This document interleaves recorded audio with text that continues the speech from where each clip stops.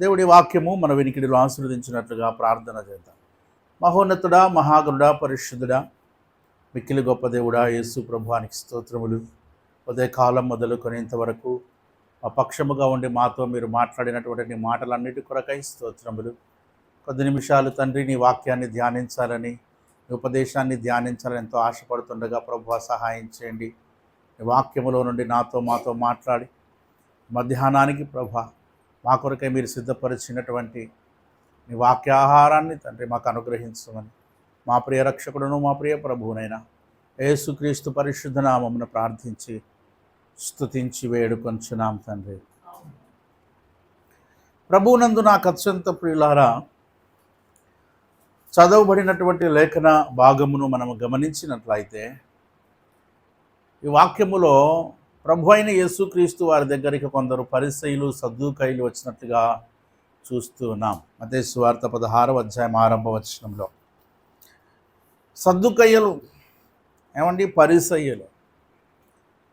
యేసుక్రీస్తు ప్రభువారు జీవించిన దినాల్లో ఈ సద్దూకయ్యులు మరియు పరిసయ్యులు అనేవారు ఒక తెగవారు ఉండేవారు యూదుల్లో. వీరు ఎలాంటి వారంటే, ధర్మశాస్త్రమును మేము పాటిస్తున్నాము అనుకుంటూ, నిష్ట కలిగినటువంటి భక్తి మేమే చేస్తున్నాము, మేము నీతిమంతులము అనేటువంటి అభిప్రాయం కలిగినటువంటి సమాజం ఇది. వాళ్ళు ఎప్పుడు కూడా ధర్మశాస్త్రాన్ని ధ్యానిస్తూ, చదువుతూ, ధర్మశాస్త్ర ప్రకారం మేము ప్రవర్తిస్తామని చెప్తూ తిరుగుతూ ఉంటారు. వారిని పరిసయ్యులు మరియు సద్దూకయ్యులు అని అంటారు. అంటే సమాజంలో వాళ్ళకు ఉన్నత స్థానము అని వారు భావిస్తూ ఉండేవారు. దేవుణ్ణి మేమే ఆరాధిస్తున్నాం, దేవునికి మేమే నిజమైన భక్తులం, మాకన్నా గొప్పగా దేవుడిని ఎవరు ఆరాధించట్లేదు, మాకన్నా గొప్పగా ఎవరు భక్తి చేయట్లేదు అనేటువంటి ఒక అభిప్రాయాన్ని కలిగినటువంటి వ్యక్తులు అన్నమాట అవి. అయితే ఎప్పుడైతే యేసు ప్రభు వారు వచ్చి ఒక టీచింగ్ ఎప్పుడైతే మొదలుపెట్టాడో, పరలోక రాజ్యము సమీపించి ఉన్నది, మారు మనస్సు పొందండి అని, అలాగే దేవుని వాక్యాన్ని ప్రకటిస్తూ, ఉపదేశిస్తూ, అనేక మంది వ్యాధి కలిగిన వారిని బాగు చేస్తూ, అనేక అద్భుత సూచక్రియలు చేస్తూ ఉండగా ఈ పరిసయ్యులలో, సద్దూకయ్యులలో కలవరం మొదలైంది. ఈయన ఎవరు ఇక్కడ వచ్చాడు, ఒక భిన్నమైన బోధ చేస్తున్నాడు, తాను దేవుని కుమారుడు అనుకుంటున్నాడు, పాపాలు క్షమించడానికి అధికారం ఉందని చెప్తున్నాడు, విశ్రాంతి దినాన్ని పాటించట్లేదు, ఉల్లంఘిస్తూ స్వస్థపరుస్తున్నాడు, అలాగే బహుజన సమూహంలో ఆయన వెంబడిస్తున్నాయి, జ్ఞానంలో మాట చాతుర్యంలో ఆయన ఎదిరించేవారు ఎవరు లేరు అని చెప్పి కొంచెం ఎఫెండ్ అయ్యారనమాట. అయితే ఆయన్ని వ్యతిరేకించడం మొదలుపెట్టి ఆయన ఎలాగైనా సరే శోధించాలి, ఆయన ఎలాగైనా సరే ఇబ్బంది పెట్టాలి, ఆయన మీద ఒక తప్పు మోపాలి అనే ఉద్దేశంతో చాలాసార్లు మాటికి ప్రభువును అనేకమైనటువంటి ప్రశ్నలు వేస్తూ ఆయన శోధిస్తూ వచ్చారు. ఈ సందర్భంలో కూడా ఈ పరిసయ్యులు, సద్దూకయ్యులు వచ్చి ప్రభువును శోధించడానికి సిద్ధమయ్యారు. శోధించడానికి ఇబ్బంది పెట్టడం కదా, నువ్వు దేవుని కుమారుడు అని చెప్పుకున్నావు, నిజమో కాదో తెలుసుకుందాం అనేటువంటి ఆ పర్సెప్షన్లో వాళ్ళు వచ్చి యేసు దగ్గర ఒక మాట అడుగుతున్నారు. వాళ్ళు ఏమంటున్నారంటే, నీవు ఆకాశము నుండి ఒక సూచక క్రియను తమకు చూపుము అని అడుగుతున్నారు.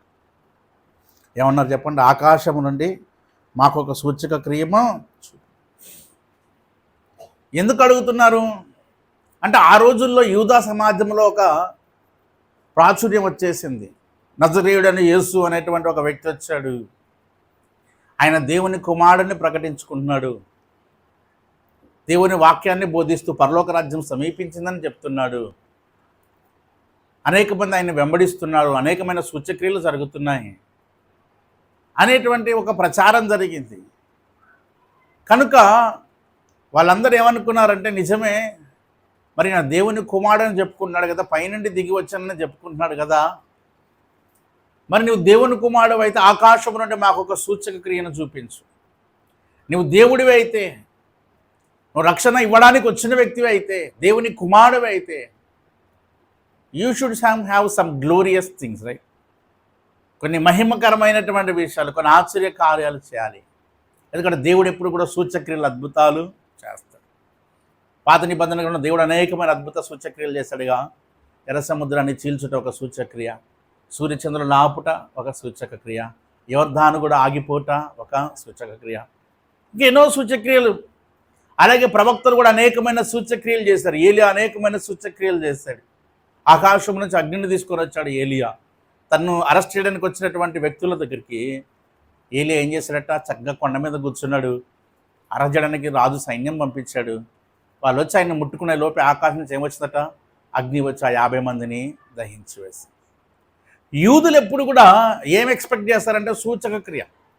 మనం ఒక ప్రవక్తనని నమ్మాలన్నా, దేవుడని నమ్మాలన్నా వాళ్ళకి ఎప్పుడు కూడా ఏం కావాలంటే ఒక మిరాకిల్ కావాలి, ఒక సూచక్రియ, ఒక అద్భుతాలు జరుగుతూ ఉండాలి. అప్పుడు వాళ్ళు నమ్ముతారు. కాబట్టి యేసుక్రీస్తు ప్రభువును కూడా నువ్వు దేవుడవు, దేవుని కుమారుడు అని చెప్పుకుంటున్నావు. If you are God, if you are son of the God, నువ్వు దేవుని కుమారుడు అయితే మాకొక సూచక క్రియను ఆకాశము నుండి కనబరచు అంటున్నారు. అంతకుముందు యేసు అనేకమైన సూచక్రియలు చేశాడు కదా. కనావివాహుషంలో ఏం చేశాడు దేవుడు, నీటిని ద్రాక్షరసముగా మార్చాడు. అప్పటికి ఇంకా అనేక సూచక్రియలు చేసి 5 రొట్టెలు 2 చేపలు 5,000 మందికి పంచిపెట్టాడు కదా. చనిపోయినటువంటి వ్యక్తులు అనేక మందిని లేపాడు. కుంటివారిని గుడ్డివారిని బాగు చేశాడు. చెవిటివారు మగవారు బాగుపడ్డారు. చాలా సూచక్రియలు చేశారు. ఇప్పుడు వీళ్ళు ఏమంటున్నారంటే ఇట్లాంటిది కాదు, ఆకాశం నుండి ఒక సూచక క్రియ. ఎలాగైతే ఏలి ఆకాశం నుంచి అగ్నిని తీసుకొని వచ్చాడో అలాంటి ఒక సూపర్ న్యాచురల్, ఒక మిరాకిల్ అనేది నాకు చూపించండి అని అడుగుతూ వచ్చాడు. అలాగైతే మేము నమ్ముతున్నాం అని అంటారు. యేసు ఎప్పుడైనా గమనించండి, మనం అడిగితే అద్భుతాలు చేయడం, అవసరమైతే అద్భుతం చేస్తాడు.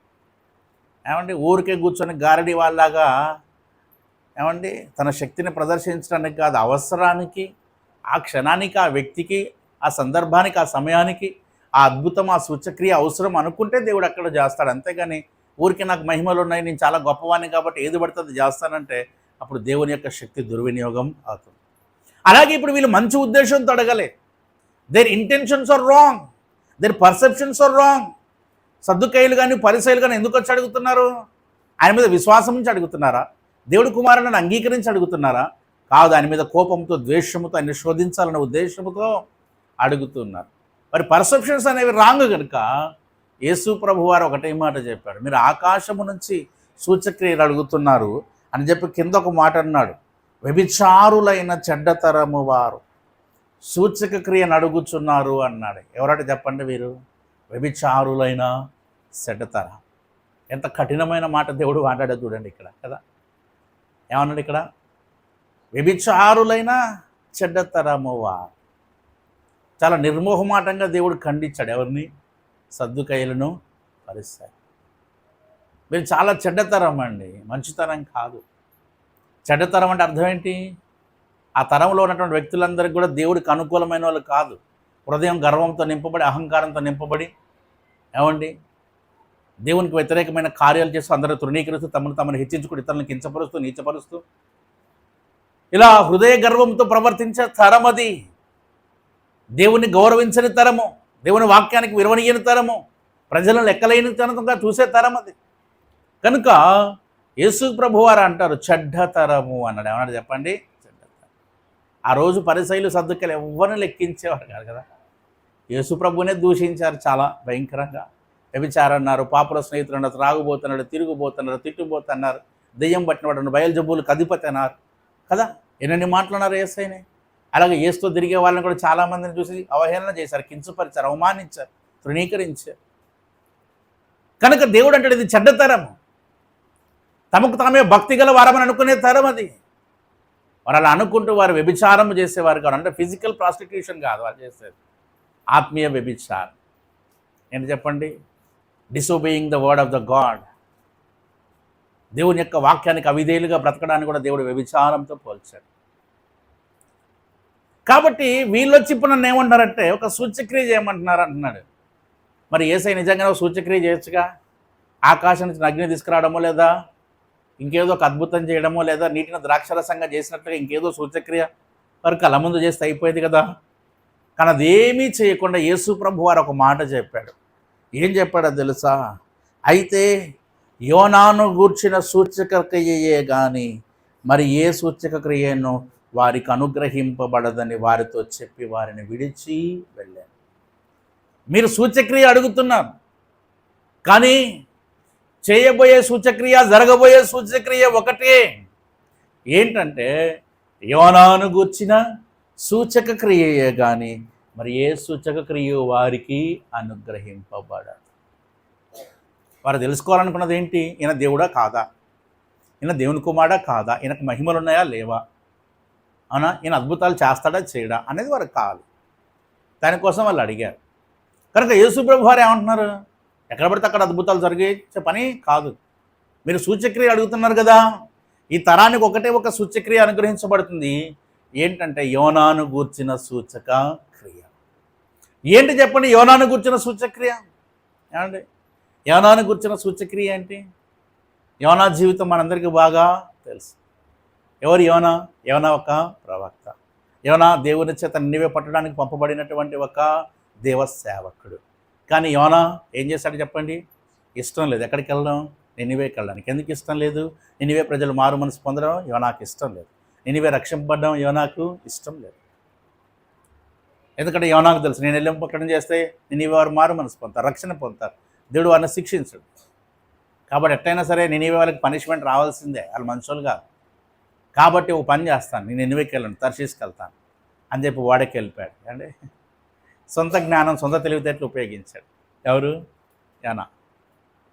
ఎందుకంటే నినివేవారు ఎప్పుడు మమ్మల్ని ఇబ్బంది పెడతారు, ఇశ్రాయేల్ అంటే ఇష్టం ఉండదు వాళ్ళకి, వాళ్ళు కూడా బహుపాపులు, వాళ్ళు రక్షింపడమైంది, వారు మారు మనసు పడమైంది, వాళ్ళకి ఎట్లయినా పనిష్మెంట్ రావాల్సిందే, వాళ్ళు ఎట్లయినా చచ్చిపోవాల్సిందే అనేది యోనాకి ఇంటెన్షన్. కాబట్టి నేను పోయి ప్రకటన చేస్తే మారు మనసు పొందుతారు, చిన్నది ప్రకటన చేయకపోతే అలాగే జీవిస్తారు. కాబట్టి దేవుడు పనిష్మెంట్ వస్తుంది. కాబట్టి ఏం చేయాలి? నేను తప్పించుకొని పోవాలి అని చెప్పి ఆయన పారిపోతూ వస్తాడు. చాలాసార్లు మనం కూడా దేవుని యొక్క సేవలో సొంత ఆలోచనలు, తలంపులు ఉపయోగిస్తూ ఉంటాం కదా.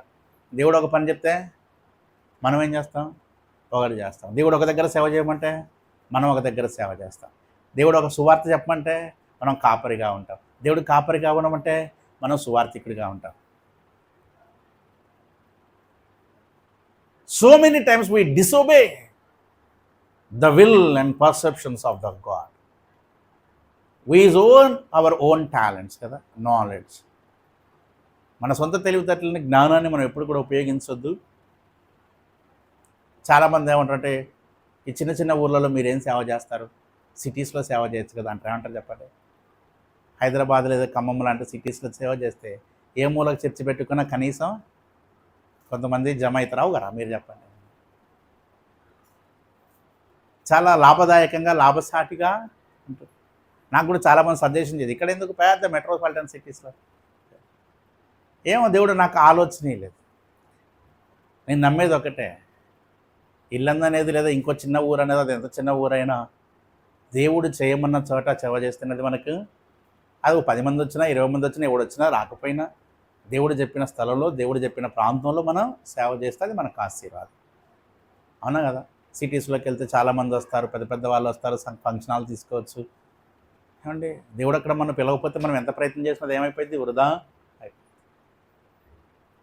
దేవుడు పిలుపుని అర్థం చేసుకోవాలి, ఎక్కడ పిలిచాడో అర్థం చేసుకోవాలి. దేవుడు మనం ఎలా సేవ చేయమన్నాడో అర్థం చేసుకోవాలి. కాపరిగా ఉండమన్నాడా, సువార్థికుడిగా ఉండమన్నాడా, పట్టణంలో ఉండమన్నాడా, లేకపోతే పల్లె ప్రాంతంలో ఉండమన్నాడో తెలుసుకోవాలి. నేను నమ్మేది ఒకటే, దేవుడే గనుక మనల్ని సేవకు పిలిచి దేవుడు మనల్ని ఏర్పాటు చేసుకుంటే, నువ్వు అరణ్యములో దేవుని మందిరం కట్టినా అక్కడికి జనాలు వస్తారు కదా. బాప్తిస్మం ఇచ్చి యోహాను ఎక్కడ కట్టిండు సంఘం? యెరూషలేము నడివీధిలో కట్టాడా? ఎక్కడ కట్టాడు? బాప్తిజం ఇచ్చే యోహాను యొక్క సువార్త ఎక్కడుంది? అరణ్యములో కేకవేయువకని శబ్దం. ఎక్కడున్నాడు బాప్తిజం ఇచ్చే యోహాను? అరణ్యంలో అన్నాడు, అడవిలో. కానీ యూదయ, సమరయ, గలిలయ, దెకపొలి, కపెర్నహూము ఇలాంటి ప్రాంతాల నుంచి తండోపతండాలుగా యెరూషలేము నుంచి కూడా ప్రజలు ఆ యోర్దాను అరణ్యంలోకి వెళ్ళి ఆయన దగ్గర వాక్యం విని మారు మనసు పొంది బాప్తిస్మం పొంది వచ్చారు. అంటే దేవుని యొక్క పిలుపు, ఏర్పాటు అనేది గ్రహించాలి, ఆయన చిత్తాన్ని గ్రహించాలి. దేవుడేమో కొందరిని సువార్థికులుగా పిలుస్తాడు, కానీ వాళ్ళు ఏం చేస్తారు? సంఘాలు ఏర్పాటు చేసి పరిచర్య చేస్తారు. కొందరేమో కాపర్లుగా దేవుడు పిలుస్తాడు, కానీ వాళ్ళేమో సంఘం కట్టకుండా సువార్త పనిలో ఉంటారు. అంటే చూడండి, దేవుని యొక్క ఉద్దేశము, చిత్తము అనేది గ్రహించి దాని ప్రకారము మనం ఏం చేయాలి చెప్పండి? చేయాలి. యేసుక్రీస్తు ప్రభువారి యొక్క మాట చొప్పున పేతురు వల వేశాడట. ఏమైందట చెప్పండి? వారు దాన్ని దరికి లాగలేనంతగా ఏమయ్యట రాత్రంతా శ్రమ పడ్డారు. శిష్యులందరూ కలిసి యేసుప్రభు చనిపోయాడు, సమాధి చేయబడ్డాడు, ఇక మన కంటికి కనపడ్డు ఉన్న రోజులంటే ఏదో ఆయన వెనక తిరిగాం, కానీ ఇప్పుడు లేడుగా. మనం ఏం చేస్తాం? పదండ్రా మన పాత వృత్తికి వెళ్ళిపోదాం, చేపలు పట్టుకుందాం అందరూ బయలుదేరారు. పేతురు పోతామంటే ఇక నువ్వు లేకుంటే మేమేం చేస్తాం అయ్యా గారని మీతో పాటు ఇంకూడా వస్తామని మిగిలిన వాళ్ళందరూ బయలుదేరారు. వెళ్ళి మళ్ళీ ఒక మంచిగా బోట్ సిద్ధం చేసుకున్నారు. రాత్రి అంతా కష్టపడ్డారు, వల్ల వేసారు. ఒక్క చేప వల్ల పడిందా? తెల్లారుతుంది. ఒక ఆయన నడుచుకుంటూ వచ్చాడు, వాళ్ళు గుర్తుపట్టలేదు. ఆయన ఏమనంటే వల ఇటువైపు కాదు అటువైపు ఏంటి అన్నాడట. ఎటువైపు అన్నట? రైట్ సైడ్ కాదు, లెఫ్ట్ రైటో సంథింగ్ డైరెక్షన్ చేంజ్ చేశాడు. ఇప్పుడు వల ఏంటంటే వల వేస్తే ఆ వలలో ఎన్ని చేపలు పడి అంటే వాళ్ళు లాగలేకపోయారట. ఏం జరట? లాగలే. దేవుని మాట చొప్పున వారు ఎప్పుడైతే వల వేస్తారో దరికి లాగలేనంతగా ఆ చేపలు వలలో పడి అప్పుడు అర్థమైంది, వచ్చినాయన మామూలు ఆయన కాదు, వచ్చిన ఆయన ఎవరు? యేసు ప్రభు. అర్థమైందా? ఆయనను నీ మాట చొప్పున మేము చేద్దాం, ఆయనను నీ మాట చొప్పున మేము చేద్దాం. యోనా కూడా అంతే. ఇక్కడికి వెళ్తే ప్రజలు మారు మనసు పొందారు కాబట్టి తర్షీసుకి వెళ్తా అన్నాడు, కానీ దేవుడు బోనిచ్చాడా? ఏం చేశాడట? సముద్రంలో గొప్ప అలకల్లోలను తీసుకొచ్చాడు. ఏమండి? చీట్లు వేసుకున్నారు. ఎవడి వల్ల నీ ప్రమాదం అని అనుకున్నారు. చీటి ఎవరి మీద పడింది?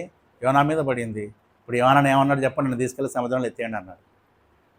సముద్రంలో పడేశారు. తుఫాన్ రేగుతున్న సముద్రంలో. చూస్తే గుండె ఆగిపోయింది మనకి, అవునా? అప్పుడప్పుడు టీవీలో చూస్తేనే గుండె ఆగుతుంది కదా. అలాంటిది లైవ్లో సముద్రంలో ఎత్తేస్తే మన పరిస్థితి ఏంటి? భయంకరం కదా. యోనాని వేసేసారు.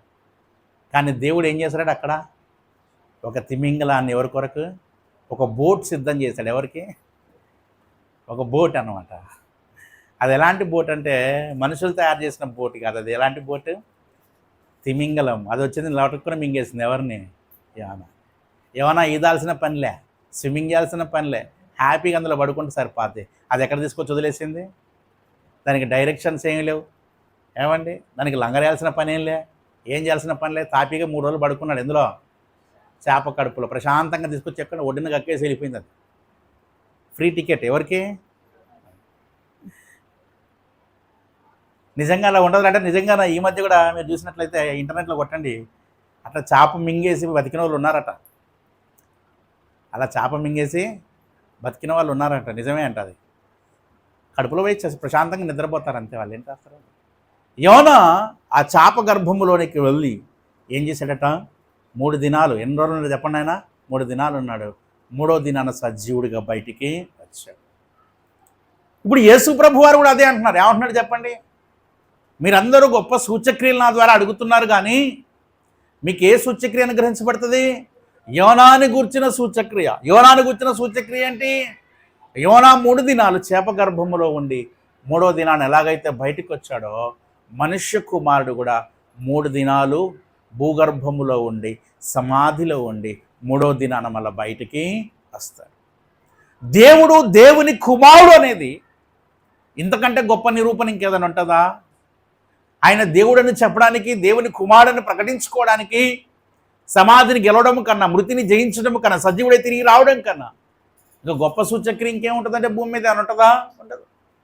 అందుకే యేసయ్య అన్నాడు, మీరు ఈ లోకంలో ఆకాశం నుంచి అగ్ని కురిసిన, సముద్రాలు చీలిన, నదులు ఆగిపోయినా, సూర్యచంద్రులు ఆగిపోయినా దానివల్ల పెద్ద ప్రయోజనమే ఉంటుంది. కానీ ఒక వ్యక్తి చనిపోయి సమాధి చేయబడి తిరిగి లేపబడి వస్తే ప్రపంచంలో అది అతిపెద్ద సూచక క్రియ. ఆ సూచక క్రియ వల్ల ప్రపంచం మొత్తానికి ఏంటి చెప్పండి? ఒక ఆశీర్వాదం. మరణమును జయించిన సూచక క్రియ, మరణాన్ని ఓడించినటువంటి సూచక క్రియ. నిజంగానే దాన్నే మనం ఏమంటున్నాం? పునరుత్థాన దినము అంటున్నాం. ఏమంటున్నాం చెప్పండి? దాన్ని మనం పునరుత్థాన దినం. యేసుక్రీస్తు ప్రభు వారి యొక్క పునరుత్థానము వలన మనకు జరిగినటువంటి ప్రయోజనం ఏంటి చెప్పండి? ఏమండి? 1 కొరింథీ పత్రిక 15వ అధ్యాయంలో ఈ పునరుత్థాన దినములో ఉన్నటువంటి ఆశీర్వాదము, దీవెన అనేది మనకు చెప్పారు కదా. 1 కొరింథియన్స్ చాప్టర్ 15 అనేది ఎప్పుడు కూడా అది రిజరక్షన్ చాప్టర్ అంటారు. పునరుత్థాన ఏమంటారు చెప్పండి? దయచేసి 54వ వచనము, 1 కొరింథీ 15:54.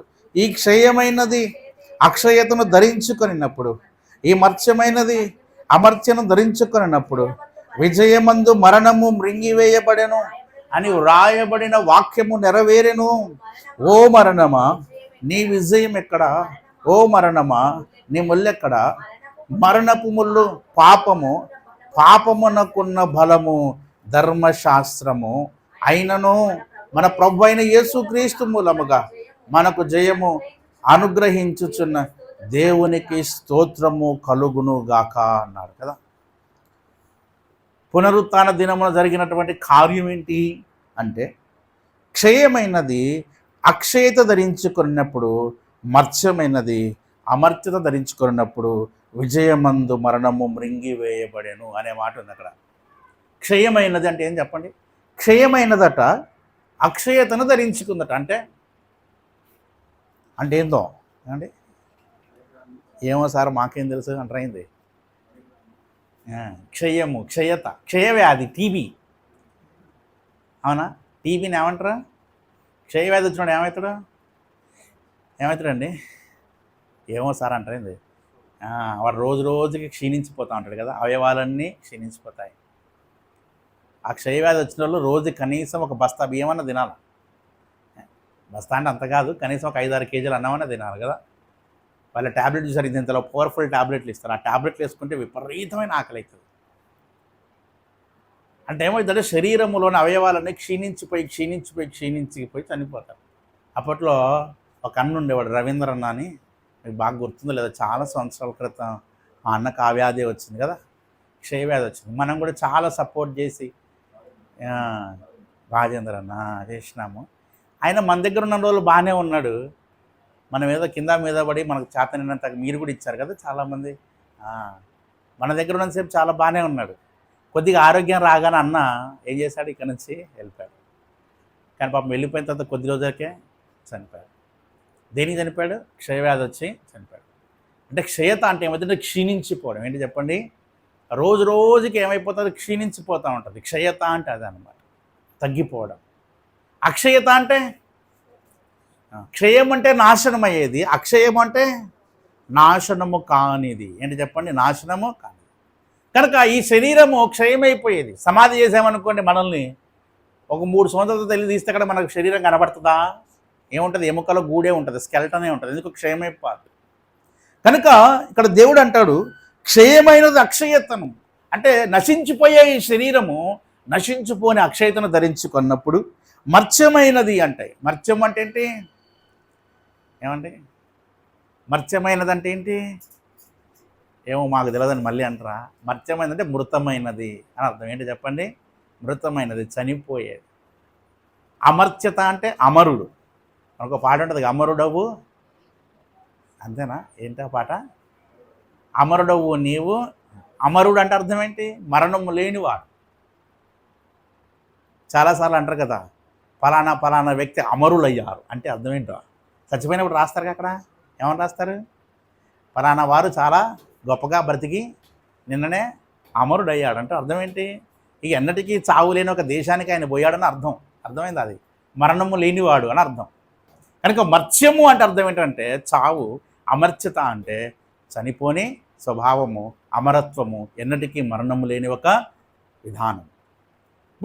ఇప్పుడు ఈ పునరుత్థానములు ఏం జరుగుతుందంటే, నాశనమయ్యేది నాశనము కానిదిగా మార్చబడుతుంది, చనిపోయేది చనిపోనిదిగా మార్చబడుతుంది. ఏమండి? ఏమవుతుంది? విజయమందు మరణము మృంగివేయబడను. అంటే ఇన్ని రోజులు ఏ మరణమైతే మనల్ని ఏలిందో, ఇన్ని రోజులు ఏ మరణమైతే మనల్ని బంధించి ఉంచిందో, ఇప్పుడు ఆ మరణపు ముళ్ళు ఏమైపోయిందట చెప్పండి? విరగొట్టబడింది. ఎందుకో తెలుసా? మరణము అనేది అందరినీ బంధించి ఉంచింది. మరణం ఏం చేసినట్టు చెప్పండి? ప్రతి మనుషుడు మరణించాల్సిందే. భూమి మీద పుట్టిన ప్రతి వ్యక్తి మరణించాల్సిందే, సమాధి చేయబడాల్సిందే అనేటువంటి ఒక ప్రిన్సిపల్ అనేది ఎస్టాబ్లిష్ అయిపోయింది. కానీ ఎప్పుడైతే యేసుక్రీస్తు ప్రభువారు సమాధి చేయబడి తిరిగి లేచాడో, ఆ ప్రిన్సిపల్ బ్రేక్ అయిపోయింది, ఆ శాసనం బ్రేక్ అయిపోయింది, ఆ రూల్ బ్రేక్ అయిపోయింది, మరణం ఓడిపోయింది. అప్పటిదాకా మరణం విర్రవీగి చూసారా? నేనంటే ఎంత గ్రేటో. భూమి మీద పుట్టిన ప్రతోడు చచ్చిపోవాల్సింది అంతే, సమాధిలో ఉండాల్సింది అంతే, సమాధి నుంచి బయటకు వచ్చే వీలు లేదు, పరిస్థితి లేదు, నేను చాలా గ్రేట్, నాకు చాలా బలం అని అనుకున్నారు. ఎవరు? మరణం. కానీ ఎప్పుడైతే యేసు ప్రభువారు ఆ మరణాన్ని జయించి సమాధిని గెలిచి బయటకు వచ్చారో, అప్పుడు ఏమైందట చెప్పండి? మరణం యొక్క ముళ్ళు అంటే దాని యొక్క గర్వము, దాని యొక్క అహంకారం ఏమైపోయిందట? విడిచివేయాలి. యేసు ప్రభువారు మరణమును జయించడం వలన మనకు కలిగేటువంటి లాభం ఏంటంటే, మీరు గమనించండి, ఒక వ్యక్తి యొక్క అవిధేయత వలన మనకు ఏమంది నష్టం వచ్చిందట. కాబట్టి ఇంకొక వ్యక్తి యొక్క ఏమండి విధేయత వలన మనకు ఏమవుతుందట చెప్పండి, ఆశీర్వాదం వస్తుందట. దయచేసి రోమాపత్రిక 5వ అధ్యాయము 15వ వచనం, రోమాపత్రిక 5:15 చూడండి. ఒక మనుష్యుని ద్వారా పాపము 15 చదవండి.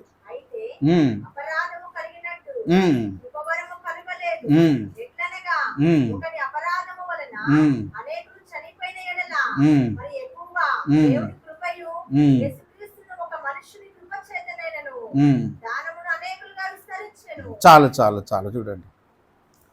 12లో అంటాడు, ఒక మనుషుని ద్వారా పాపము ద్వారా మరణమును లోకములు ఎలాగో ప్రవేశించను, అలాగుననే మనుషులందరూ పాపము చేసినందున మరణం. ఇప్పుడు అందరికీ ఏమైందట, ఆదాము గారు హవ్వ గారు చేసినటువంటి కార్యమును బట్టి వారసత్వంగా మరణం ఇప్పుడు ఎవరికి వచ్చిందట, వారిని అందరికీ వచ్చింది. దేవుడు ఆదామును హవ్వను సృజించినప్పుడు మరణం అనే ప్రస్తావన లేదు, లేదు. కానీ ఎప్పుడైతే దేవుడు ఒక ఆజ్ఞ ఇచ్చాడో, తినదినప్పుడు మీరు చనిపోతారని చెప్పినప్పుడు, ఆజ్ఞ అతిక్రమించినప్పుడు మరణము సంప్రాప్తమైంది కదా.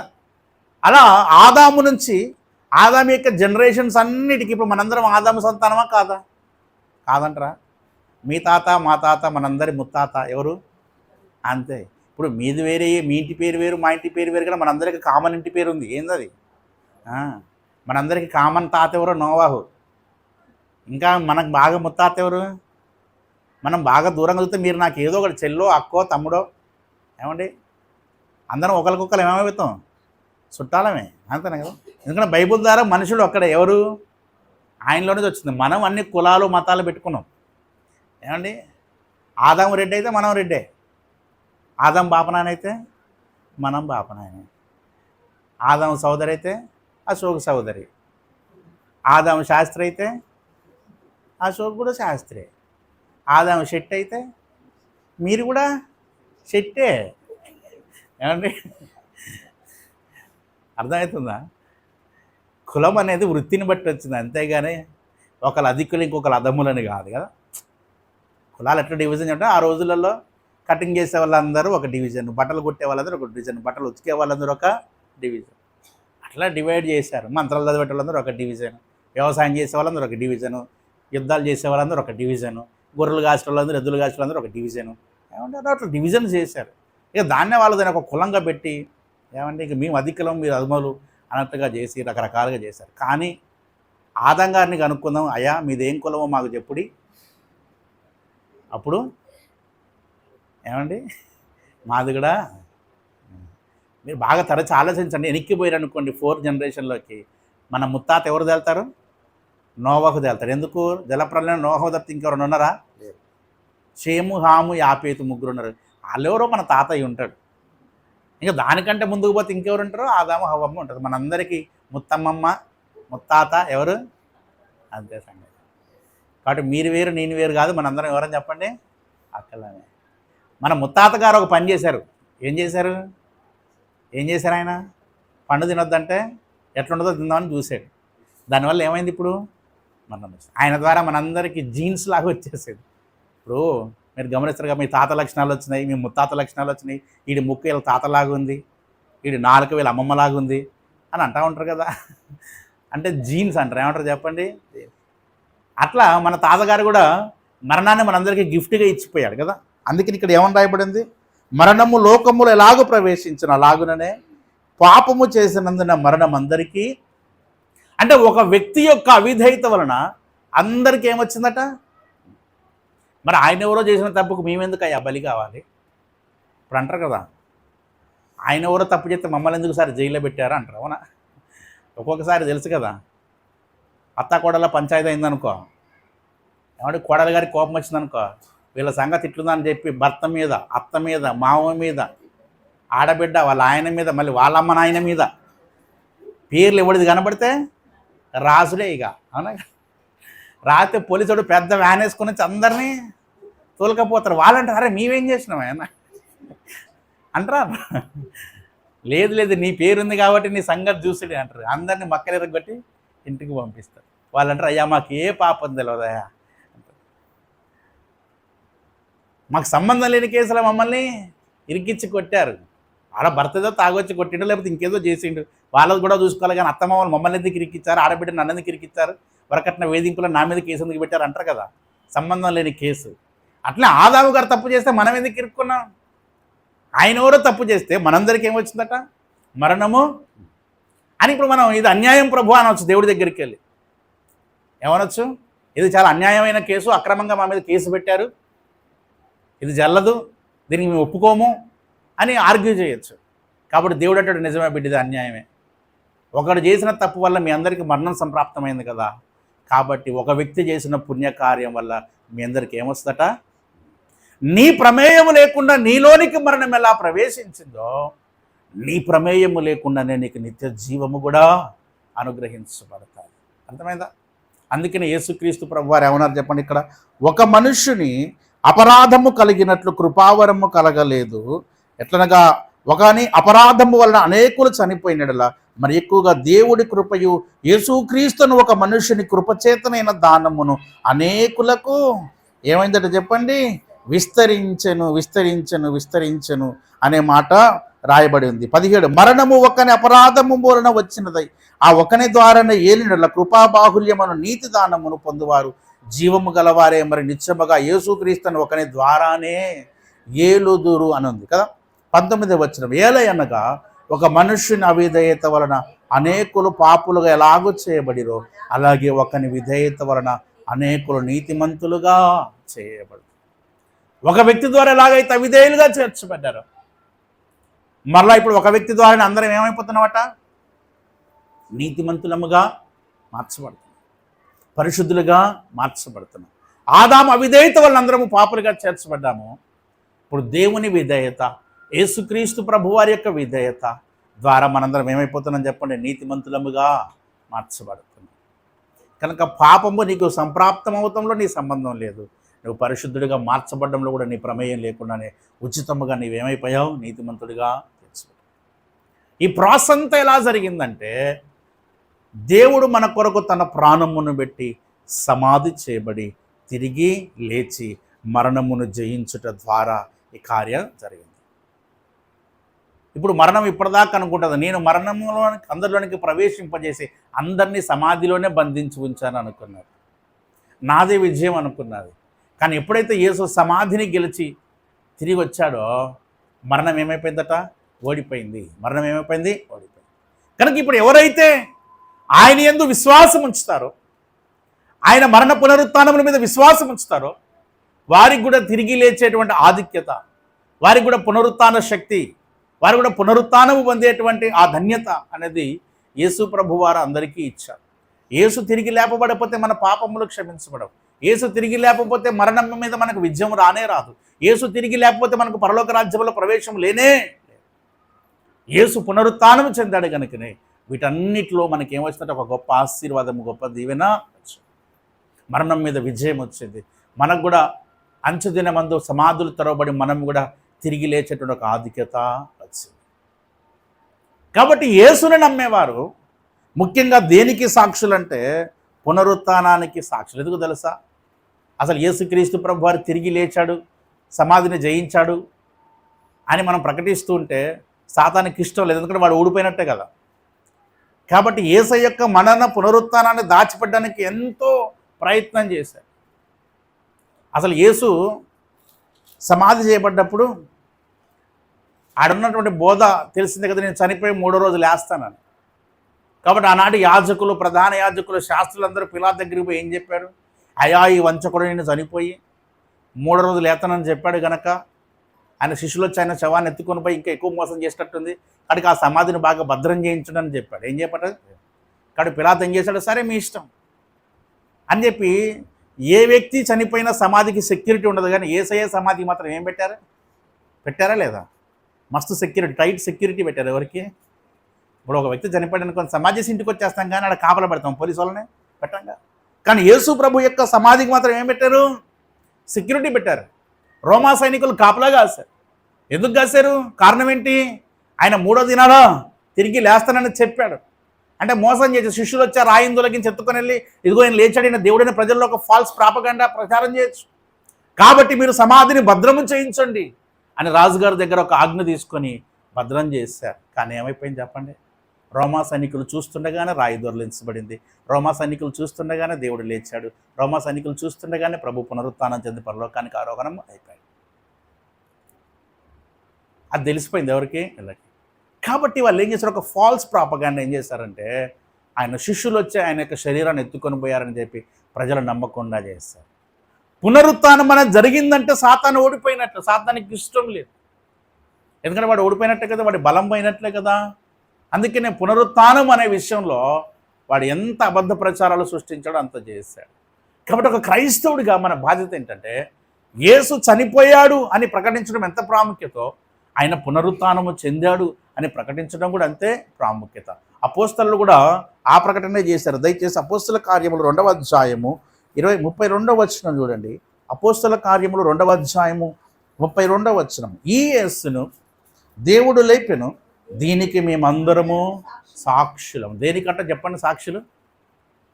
దేనికి సాక్షులట? దేనికి? దీనికి మేము సాక్షులం. అదే దేనికి? యేసు ప్రభువారు లేచాడు, దేవుడు ఆయనను లేపెను. యూదులందరూ కలిసి ఆయన లేవలేదని చెప్తున్నారు. ప్రధాన యాజకులు, శాస్త్రులు ఇంకా ఆ కార్యం జరగలేదని చెప్తున్నారు. కానీ దానికైతే మేము సాక్షులమే. యేసు నిజంగానే చనిపోయాడు, సమాధిపడ్డాడు, తిరిగి లేచాడు, మాకు కనపడ్డాడు, మా ముందే పరలోకానికి ఆరోహణమయ్యాడు, దానికి మేము సాక్షులము, పునరుత్థానానికి మేము సాక్షులం అని చెప్పారు కదా. దయచేసి 3వ అధ్యాయము 15వ వచనం కూడా చూడండి. అపోస్తలుల కార్యములు 3వ అధ్యాయము 15వ వచనం. మీరు జీవాధిపతిని చంపితిరి గాని దేవుడు ఆయనను మృతులలో నుండి లేపెను, అందుకు మేము దేనికి మళ్ళీ సాక్షులు? వీళ్ళు దేనికట సాక్షులు? జీవాధిపతిని మీరు చంపితిరి కానీ దేవుడు ఆయనను ఎక్కడి నుంచి లేపారట? ఎక్కడి నుండి లేపాడట? మృతులలో నుండి లేపెను, దానికి మేము. మరి మీరు సాక్షులేనా? ఈ రోజులో చాలామంది ఫూలిష్గా ఏం మాట్లాడతారంటే దేవుడు అంటే చచ్చిపోతాడా? ఏమండి, దేవుడు అంటే చనిపోతాడా? అంత బలహీనుడా యేసు ప్రభు? ఒక చక్కగా వేలాడదీసి శవాన్ని పూజిస్తున్నారు అని అంటున్నారు. వానికి మనం ఇప్పుడు ఏం చెప్పలేం. చనిపోయిన తర్వాత అందరి కళ్ళు తెరవబడతాయి. అంటే కొన్నిసార్లు మనం ఓపిక పట్టాలి. ఏం చేయాలా? ఆ తర్వాత మనం పరలోకం వాళ్ళు ఎక్కడో ఉన్నప్పుడు ఒకసారి ప్రభువుని పర్మిషన్ అడిగి ఆయన దగ్గర పోయి ప్రైజ్ లార్డ్ బ్రదర్, ఇప్పుడు అర్థమైందా? వస్తారా నాతో పాటు మీరు కూడా? నేను పర్మిషన్ అడిగితే యేసు ప్రభుని, సార్ ఒక్కసారి ఆయన కలిపియండి, ఒక 2 మాటలు మాట్లాడొస్తా అని చెప్పి అందరం కలిసిపోయి ఇప్పుడు అర్థమైందా శవాన్ని ఎందుకు పూజించినామో అని చెప్పి రావచ్చు.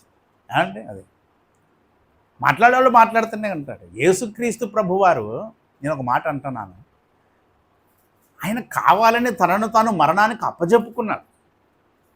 ఇప్పుడు మీరు యోహాను సువార్తలు చదివితే యేసుక్రీస్తు ప్రభువారు ఆ తోటలో ఉన్నప్పుడు గెత్సెమనీ వనంలో ఆయన పట్టుకోవడానికి ఆ బంట్రోతులు వచ్చారు. ఆయన దగ్గరకు రాగానే ప్రభావం తగిలి కింద పడ్డారు అందరూ.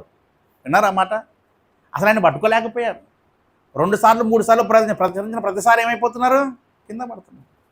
యేసుక్రీస్తు ప్రభు అన్నాడు ఒక మాట, పేతురు గారు చెవి నరికితే మా నాన్నగారు నేను వేడుకుంటే చతుష్టయను పంపిస్తాడు, కొన్ని వేల మంది సైనికులు పంపిస్తారు, నాకు చేతగాకనా పేతురు, కానీ ఈ గడియ అంధకార గడియ, మనుష్య కుమారుడు అప్పగించబడవలసిన గడియ, శిక్ష పొందవలసిన గడియ అని చెప్పి తనను తాను అప్పగించుకున్నాడు.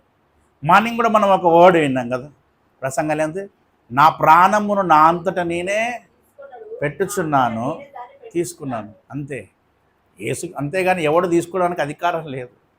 నా అంతటా నేనే పెడుతున్నాను, నాకు ఇష్టమై నేను చనిపోతున్నాను, అంతే.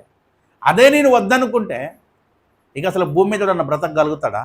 యేసు ప్రభు వారి యొక్క 2వ రాకడలోనంట ఆ అర్మగెద్దోను యుద్ధంలో ఒక కాలు పెడితే మనుషుల యొక్క తొక్కితే రక్తము గుర్రపు నాడలంత ప్రవాహం ప్రవహిస్తాడ.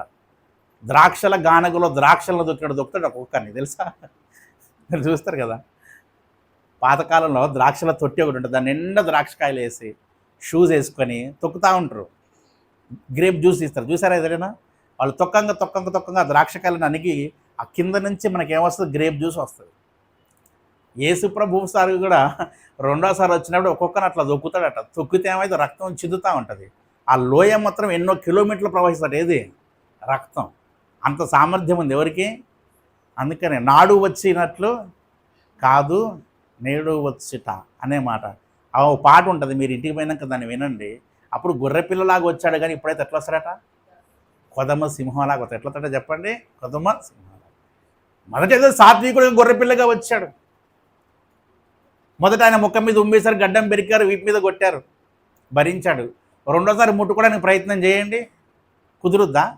విశ్వంలో కనపడుతుందా వాడిగా? మళ్ళా అడ్రస్లు కదా వాడిది గల్లంతా అయిపోయింది. అవునా కదా? అంటే యేసు తనను తాను అప్పగించుకున్నాడు. He submitted himself to people. తనను తాను అప్పగించుకున్నాడు కాబట్టి వాళ్ళు బంధించగలిగారు, కొట్టగలిగారు, ఉమ్మివేయగలిగారు, సిలువేయగలిగారు, ఇవన్నీ చేయగలిగారు. ఆయన చనిపోవడం అవసరం, సమాధి చేయబడ్డ అవసరం, తిరిగి లేవడం అవసరం. దీని అంతటికి ఒక కారణం ఉంది. ఎందుకంటే మరణము సంప్రాప్తమైంది కనుక ఆయన మరణించి దాన్ని ఓడించి జయించి తిరిగి లేస్తేనే మానవులందరికీ కూడా మరణము మీద విజయము వస్తుంది. అందుకు దేవుడు మరణించాడు. అంతేకాని ఆయనకు చేతకాక కాదు, శక్తి లేక కాదు, బలం లేక కాదు, చేయలేక కానే కాదు. ఆ పునరుద్ధానములోనే మనందరూ రక్షణ ఉంది. అందుకనే అపోస్తలులు ఏమంటారు? దీనికి మేము సాక్షి. మీరు జీవాధిపతిని చంపితిరి, కానీ ఏమంటే దేవుడు ఆయనను మృతుల నుండి లేపెను కనుక దీనికి మేము సాక్షి. అపోస్తల కార్యం 4వ అధ్యాయము 33వ వచనం కూడా చూడండి. అపోస్తల కార్యములు 4:33 అంటాడు, ఇదియుగాక అపోస్తలులు బహుబలముగా ప్రభు అయిన యేసు పునరుద్ధానమును గురించి సాక్ష్యం ఇచ్చిరి, దైవ కృప అందరి యందు అధికముగా ఉండెను. దేని గురించి సాక్ష్యం ఇచ్చారట? అసలు అపోస్తలుల సువార్త ఏంది చెప్పండి? ఇప్పటిదాకా నేను మీరు 3 వచనాలు చెప్పాను. వాళ్ళ సువార్త ఏంటి? వాళ్ళ సువార్త? చనిపోయిన యేసు తిరిగి లేచాడు అనేదే. మీరు చంపారు కష్టపడి, కానీ చచ్చిపోయిన సమాధిలో లేడు, ఏమైపోయాడు? తిరిగి.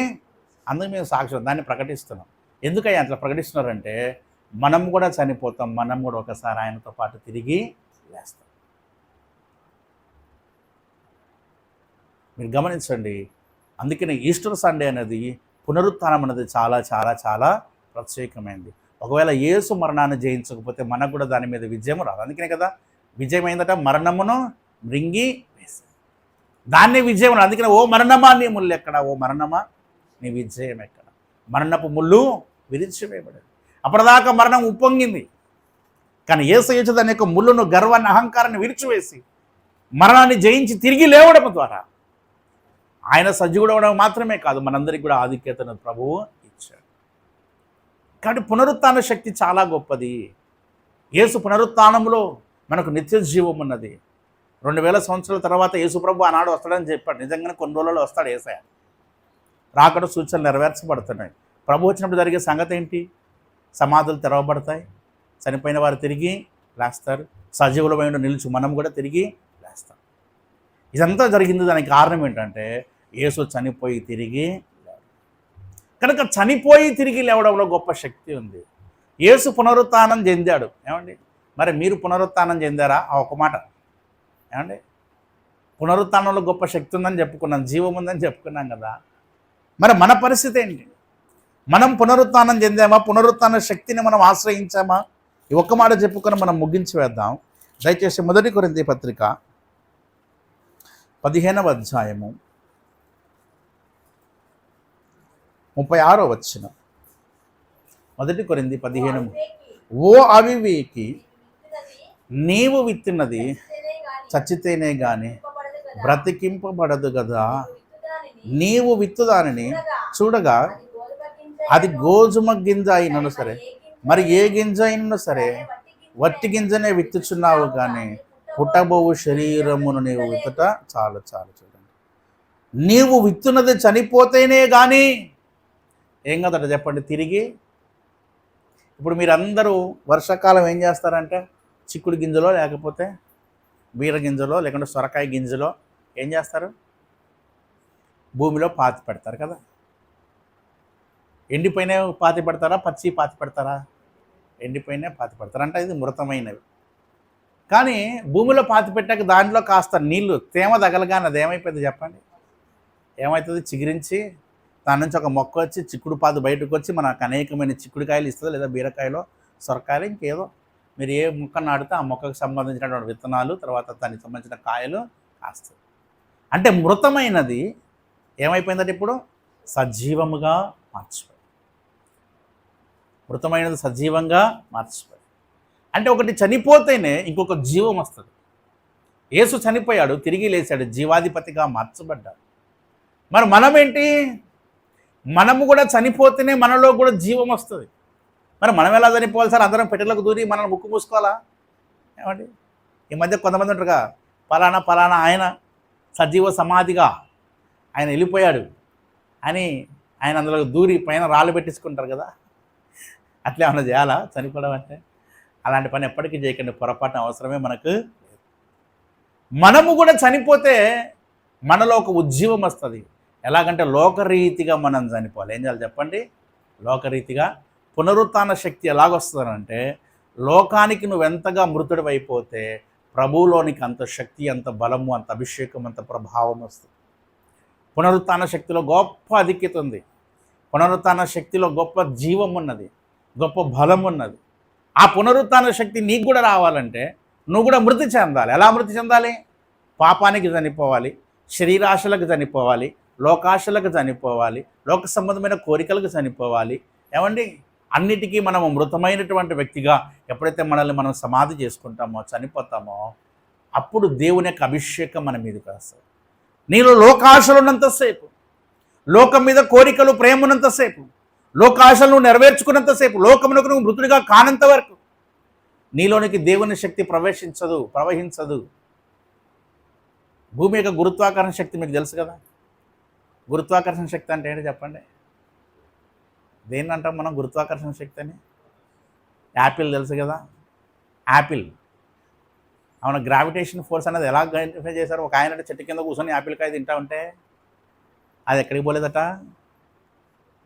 యాపిల్ చెట్టు కాంచి కాయ కింద పడిపోయిందట, భూమి మీద పడిపోయింది. ఇదేంటి కింద పడిపోయింది, పైకి వెళ్ళొచ్చు కదా అని అనుకున్నాడట. అప్పుడు నాకు అర్థమైందంటే భూమికి గురుత్వాకర్షణ శక్తి అంటే మ్యాగ్నెటిక్ ఫోర్స్ అంటారు, అయస్కాంతం. చూసారు ఎప్పుడైనా అయస్కాంతం? మీరు చూడలేదా? అయస్కాంతం చూడలేదా అండి? చూసారు. అయస్కాంతం ఏం చేస్తుంది? ఆకర్షిస్తుంది కదా. అవునా, ఆకర్షిస్తుంది. అట్లా భూమి కూడా ఒక మ్యాగ్నెట్ లాంటిది, ఆకర్షణ శక్తి. అందుకే మీరు ఎంత పెద్ద వస్తువును పైకి ఇసిరేసినా ఏమవుతుంది?